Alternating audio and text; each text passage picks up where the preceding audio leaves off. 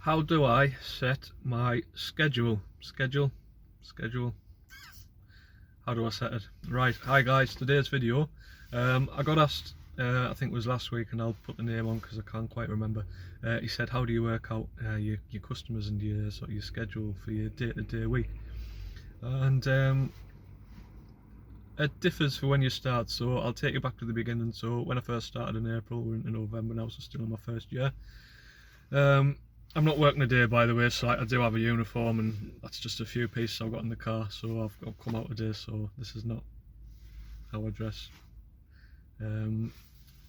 regularly anyway for gardening. So back at the start, when you first start up, you're going to get calls and messages hopefully every day, and they're going to be from here, there and everywhere. So I'm going to put a graphic on the screen in a minute, and we're going to assume that I live in the centre of Durham. Now, I live just outside of Durham, but obviously I don't want to tell everyone exactly where I live. So we're going to assume it's in the centre of Durham, but my radius, my kind of commute drive time, is around 6 or 7 minutes in every direction, basically. Let's say 5. So you're going to get your radius of the area that you're going to cover, basically. And when you first start, you're going to get calls from here, there and everywhere, and obviously the further you're willing to travel, the more areas and distance you're going to cover, and the more travel time between jobs, especially in the beginning, until you become established and get a set client base. So when you're starting, you're just going to have to do these jobs and accept that there's going to be a lot of driving time. Now, it depends how fast you grow. Now, this could go on for a couple of months, it could be 6 weeks, could be 6 months. It really depends how fast you grow, really. So you've just got to kind of acknowledge that you're going to be like going here, there and everywhere for a time. And that's what I did, I'd say, probably for, I think, 6-7 weeks, something like that, until I got a decent amount of customers whereby I could then allocate one day to one area, another day to another area, kind of thing.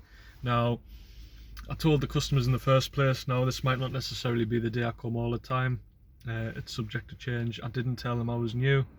I probably wouldn't, because people, I know you've got to start somewhere, and everyone's new once, but people kind of want, to trust someone in the garden who's, ideally been in the job for years, and you get my point there.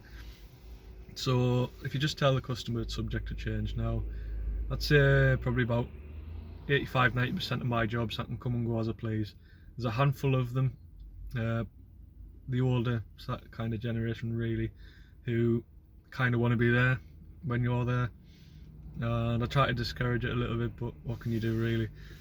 So a handful of the jobs are fixed, the rest of them are kind of worked around that. So that's what you're going to have to do. You'll have your fixed ones, so whether that's people just want to be there, or it's access, through a garage or whatever, they'll be your fixed ones, and you're just going to have to go with basically what they kind of say.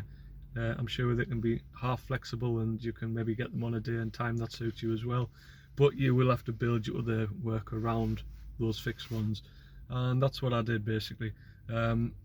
I am certainly gonna definitely do this in spring, but I try to leave a Wednesday free, which is in the middle of the week. So any rainy days, you've got a day bang in the middle of the week to be flexible. So you're not still say if it was a Monday, any jobs on a Thursday and Friday, to change them, it's where am I going with this? Wednesday's in the middle basically, so you're a day or two out either way if you need to change stuff around, and that gives you obviously a full day for doing bigger jobs as well. So that's what I like to do there, leave a Wednesday free, and try and get the days into your areas, kind of thing. If you're not travelling too far, and I'm not travelling that far, it doesn't really matter if I go from kind of one end of my area to the other, or I might leave one of them to the end of the day or something like that. So I might be driving 10 minutes, definitely no more than 10 minutes.